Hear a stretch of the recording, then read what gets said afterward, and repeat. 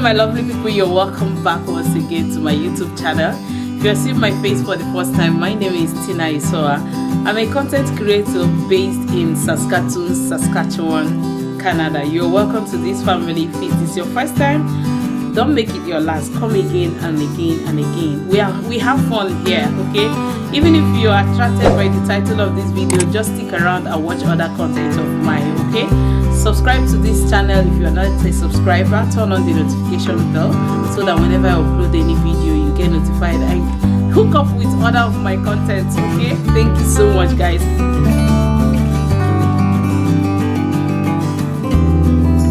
So on today's content, we'll be talking about Nigerians, or let's say immigrants in Canada, are equally broke. They're brokers, including me. I am one of them. Yes. Like I would say I'm over a year here in Canada, and I should say I am part of this table that I want to dissect today. This table that I want to break, scatter. I am part of it, okay? So I always use this word, don't get it, or these words, don't get it twisted. I've made a couple of videos. I always say, don't get it twisted that things are so hard in Canada. Don't get it twisted that things are so rosy in Canada. Don't get it twisted I'm telling you the truth. Don't get it twisted that I'm telling you lies and the likes of it. So I'm actually being to a certain level honest today, comparing to where I'm coming from. Some of the things, the lifestyle we live here are not something we are used to. Okay, the first thing I will be saying today would be Nigerians in Canada are broke in the sense that we live on credit, like credit. All those big houses you see us flaunt, have not bought anyway. I will buy it, hopefully, will be definitely on credit. And why do I say so? Because judging from where I came from, Nigeria, you don't commonly hear that people buy houses on credit. Even if it's available there, I think it's not like a norm the way it is here. So all those things you see on social media, I got my first house in Canada, got my second property in Canada, we are all debtors. The credit card, go and check the credit card.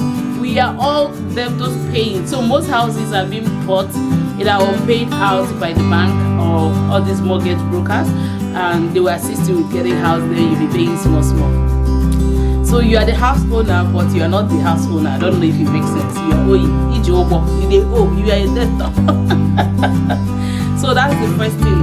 And the second one would be fake lifestyle. Like, we utilize every opportunity we have to enjoy ourselves, try to show off on social media, make it look rosy. It is not rosy. Hey, carry designers bags and the likes of it is not rosy. We try to like tell ourselves that you have to be happy, okay? You have to be happy, and some of those things we buy credit too. So don't get it twisted when you see me telling you about this bag from Teddy Blake's, I bought this from Zara and the likes of it. It could be paid small, okay? Don't get it twisted. So another important one that I have to just mention, and nothing can stop this, is financial literacy, okay? Like, when I came here, I was a victim of such decision because of, it wasn't like a norm. It wasn't something to talk about. It wasn't something that people even hear where I'm coming from, like using credit card. Yes, here you literally use your credit card to build your credit score in order to stand the chances of having being assisted, probably when you want to buy a house, you want to buy a car, and they will check your credit score. So when we came here, I literally, like, as much as I had the credit card that was given to me by the bank I opened with, I literally was deriving joy paying out everything. Even when I got some tips about use the credit card, pay out, I got equally another information. No, when you buy, don't pay out immediately, just hold on for a little day. And it was so contradictory, but at the end I was like, I'll just buy and pay out cash. I was carrying cash then, thinking that I was still in Nigeria until it not dawned on me. So you need to have a financial literacy. Financial literacy. You need to know how to save money, know how to invest. What are you investing your money on? If you are buying a house, or okay, let me not use house here now. In case you have a plan of the way we put money back home in Nigeria. It's not done this way. You could go into life insurance, you could invest in different businesses, investments, just for you to save money. If you're traveling, of course I've never done it before, but with my position now, I think I know better. Like if you have to travel out of the province, you're going to another province, or you're going to, what stops you from having a travel insurance in event there's a loss of baggage or loss of anything, or you're not feeling well and all that? Insurance can cover it, because we literally live here by insurance. Coming to Canada opened my eyes to even reasoning the word insurance. Okay, so, and to be honest with you, it's been very, very helpful. So it is something I would indulge you to invest on. Check your mortgage. If you're buying house, whatever you think you're doing that is to your own benefit, make sure you're doing it with the right information. Another thing I would think that, or I would say today about immigrants in Canada, mostly people come in as a student. Yes, I am not an immigration consultant, but people come once in a while asking me questions, even here on my life. I want to come as a student and the likes of it. I usually openly tell them that it is better you spend extra 1 year or 2 years in Nigeria or your home country before coming here as a permanent resident, or more of it's better you come as a permanent resident than coming as a student, because it is so hard. You may, the desire of I want to jabba, I want to leave my home country, can make you take a quick or drastic decision, may not be in your favor. Decisions like you want to just get admission, as long as it's Canada, you're going to Canada, I'm in Canada, and afterwards you studied a course that will not retain you in Canada, a course that will not give you maybe 2 or 3 years postgraduate visa to stay in the country, at least work before you get your 1 year, and that will subject you to trying to meet up, trying to living a very hard lifestyle, working 3 jobs, 4 jobs in a day, dedicating most of your time to actually having a sustainable life rather than studying. So you find out that, and for some of us that want to show off back home, we still be working 3 jobs, trying to impress people back home. Meanwhile, you are living in ardent poverty or hardship here in Canada. So this is one of the things I think, if you're planning to come to Canada as a student, make your decision clear, be detailed on, if you finish this program, what will be the next line of action, what will be the next thing for you to do. Okay, and because you're trying to meet up, because most students are trying to meet up with the expenditures and the likes of it, and they end up being broke. Okay, so another thing I would say is not the inability of immigrants or Nigerians to work as a team. Yeah, as in their workplace, you find that I've worked in, not just now I'm currently working from home, but when I was working outdoor, as in I was working in a care home, I met some Nigerians who equally contributed to my, oh, is this what this is? I have to go. You don't do things to be the good name. Some people are so blunt, people like me are so blunt to let you know, irrespective of your age, when you're stepping on my toes, I will tell you, hey, you're hurting me. But some Nigerians will say that you should swallow it because I came here before you. You know, inability to work as a team, to still feel that I am the senior, I am the, oh my God. So in a situation whereby you're not working as a team with your countrymates or getting the right information, of course you won't get the right information on how to go. When you go to a place and you find out that there are other Nigerians there, you have to relate with them irrespective of who joined first or who is the senior in age and the likes of it, so that you will share interest and explore the good of the land, explore the good of the company, hear information. It may be senior, but I may find favor in the eyes of our manager, who will give me information that will benefit me, but could equally have benefited you as well. And If you don't have stand in a position of making more money, what are we then doing? Living in poor situation. Okay, so another important thing that I have to highlight is that as much as I encourage you to take care of, based on our culture, to take care of your parents, assist your siblings, friends back home. Hello, put it at the back of your mind that you first. There was this reel I watched on Instagram today. It said, name 3 persons you love most.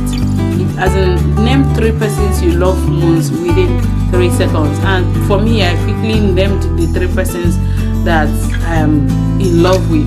And the next thing I had on the reel was, but you didn't name yourself. You need to love yourself. You need to plan for yourself.